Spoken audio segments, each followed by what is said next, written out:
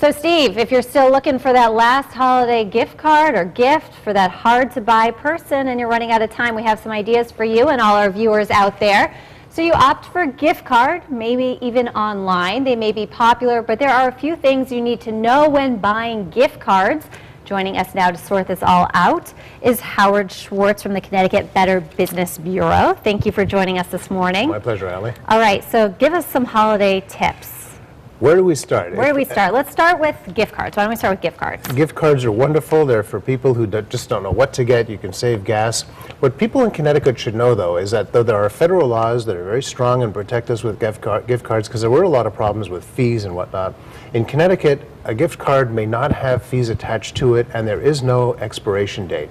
And this is important to know not only for the people you're giving them to, but also when we get them for ourselves, because if you go somewhere and they attach a fee to it, or some amount is deducted from it, you should be addressing that. Get in touch with the people who issued the gift card. If you do have a problem, obviously you can file a complaint with BBB or with the Attorney General's Office or Department of Consumer Protection. And be sure to look at the expiration date on them, I'm sure. Well, look at the expiration date, but then you can smile because it doesn't apply to you. But when you're buying gift cards, a couple of things to remember very briefly is that if you're buying them at a store, over the counter, or at a gas station, make sure that the protective coating has not been, or the sticker hasn't been removed that reveals the PIN number, because then someone could have emptied the card, simply put it back, and that's the end of story. Watch out for gift cards that might be worth $500 but are supposedly being sold for $250 at Craigslist or some other online source. Because they're probably fake, you won't get anything. They could be counterfeited or emptied at that point. How about some safety tips? Safety tips. To protect yourself, yeah. Well, if we're online, certainly we should be making sure, because so much commerce is done online at this point, we should be watching, first of all, that there's an S in the HTTP area of our browser, and there'll usually be some sort of a graphic of a padlock.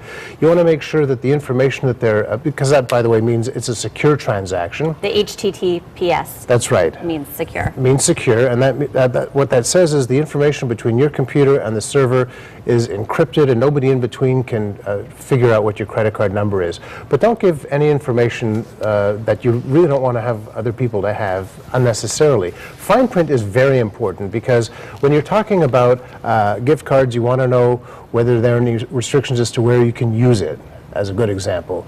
Verify unfamiliar websites where you're going to buy the gift card, because some people can set up a look-alike site. And in such a case, you think you're buying from a major retailer, and as you and I know, it's not a big deal to put up a graphic and make it look like a legitimate one. Right. So what happens if you buy somebody a gift card for, say, a restaurant, and that restaurant closes? Well, that's Is that money lost? Well, it usually is, and that's why you should really be looking at the solvency of a company that you're dealing with. If it's a local store or a local restaurant that's been around for a while, might not be as much of a problem. But in the past few years, we've seen some rather big names go down suddenly. And what can happen in some cases is competitors will honor the gift cards, and you can find out about that when things start to go bad. Hopefully you're buying from some place that's well known, you're buying online from a major retailer, and you should be verifying it. And if it is an unknown website, go to bbb.org, look them up, and see what consumer experience has been, how long they've been in business. Okay, great. And I'm sure you have lots of other tips up on that website for folks, like returning holiday gifts. I know hopefully everybody likes the gift they get, but if you don't like the burlap sweater, no, you can send that one back.